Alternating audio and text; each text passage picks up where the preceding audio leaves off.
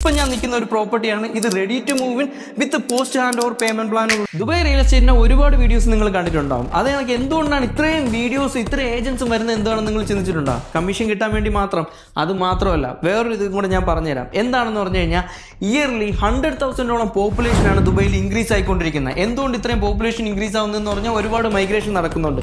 ഇനി എത്രത്തോളം properties delivered ആവുന്നുണ്ടെന്ന് പറഞ്ഞു കഴിഞ്ഞാൽ 30,000 ഡെലിവേർഡ് ആവുന്നുള്ളൂ. ഈ 100,000 എന്ന് പറയുന്ന ഫാമിലിയാണ്. സോ 30,000 പ്രോപ്പർട്ടി മാത്രമേ ഡെലിവേർഡ് ആവുന്നുള്ളൂ. 70,000 ലാക്ക് ഓഫ് സപ്ലൈയിലാണ് നമ്മൾ പൊയ്ക്കൊണ്ടിരിക്കുന്നത്. ഈ ഒരു 70,000 ലാക്ക് ഓഫ് സപ്ലൈയിൽ എന്താണ് സംഭവിക്കുന്നതെന്ന് പറഞ്ഞു കഴിഞ്ഞാൽ പ്രോപ്പർട്ടിയുടെ പ്രൈസ് കൂടുന്നുണ്ട്. സപ്ലൈ കുറവായതുകൊണ്ട് ഡിമാൻഡ് കൂടുകയും പ്രൈസ് കൂടുകയും ചെയ്യുകയാണ്. സോ ഇങ്ങനെ പ്രൈസ് കൂടുമ്പോഴത്തേക്ക് എന്താ പറ്റുന്നതെന്ന് പറഞ്ഞു കഴിഞ്ഞാൽ നേരത്തെ ഇൻവെസ്റ്റ് ചെയ്ത ആൾക്കാർ പൈസ ഉണ്ടാക്കുന്നുണ്ട്. അതുകൊണ്ടാണ് ഇത്രയധികം ഓപ്പർച്യൂണിറ്റീസ് ഉള്ളതും ഇത്രയധികം ഏജൻസ് ഇതിനകത്ത് വരുന്നതും. സോ ഇതിനകത്ത് നിങ്ങൾ എന്താ മനസ്സിലാക്കാനുള്ളതെന്ന് പറഞ്ഞാൽ ഏറ്റവും ഏർലി ആയിട്ട് ഇതിനകത്ത് എൻ്റർ ആവാന്നുള്ളത്. ഇപ്പം ഞാൻ നിൽക്കുന്ന ഒരു പ്രോപ്പർട്ടിയാണ് ഇത്. Ready to move in with post hand over payment പ്ലാനോടുകൂടിയാണ്. മോർ ഡീറ്റെയിൽസ് അറിയാൻ എന്നെ വിളിച്ചാൽ മതി, ഞാൻ പറഞ്ഞുതരാം.